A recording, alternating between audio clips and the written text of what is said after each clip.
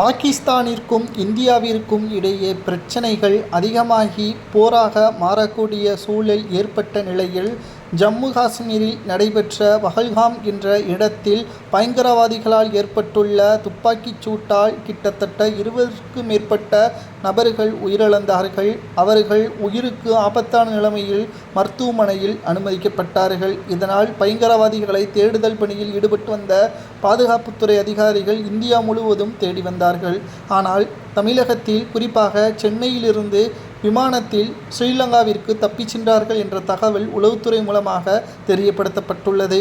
பயங்கரவாதிகள் ஆளும் திமுகவின் ஆதரவுகள் இல்லாமல் இது சாத்தியமே இல்லை என்றும் பலரும் கூறி வருகிறார்கள். ஏற்கனவே தமிழகத்தில் போதை மருந்து கடத்தல் மன்னன் ஜாபர் சாதிக் அவர்களுக்கு நெருக்கமானவராக இருந்தவர் உதயநிதி அவர்கள். ஏனென்றால் ஜாபர் சாதிக் அவர்கள் நடத்தி வந்த தயாரிப்பு நிறுவனத்தில் உதயநிதியின் மனைவி கிருத்திகா உதயநிதி இயக்கியிருந்தார். தற்பொழுது அவருக்கு உறுதுணையாக இருந்தார் உதயநிதி என்றும் சமீபத்தில் பேச்சுக்கள் அடிபட்டது.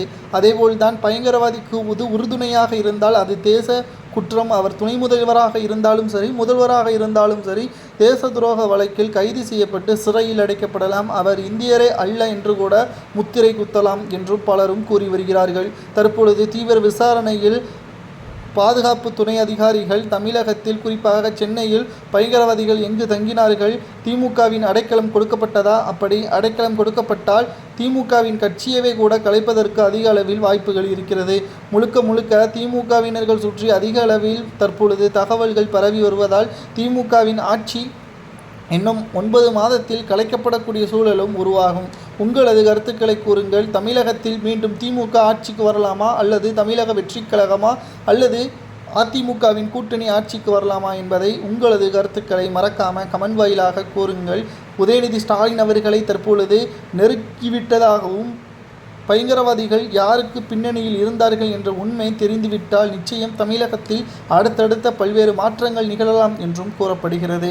உதயநிதி ஸ்டாலின் அவர்கள் கைது செய்யப்பட்டால், ஒருவேளை அவர்தான் குற்றவாளியாக கருதினால், அவருக்கு அதிகபட்ச தண்டனை என்ன வழங்கினால் தகும் என்பதை கமெண்ட் வாயிலாக மறக்காமல் கூறுங்கள். இதுபோன்ற அரசியல் செய்திகளை தெரிந்து கொள்ள ஒரு சப்ஸ்கிரைப் மட்டும் பண்ணிருங்க.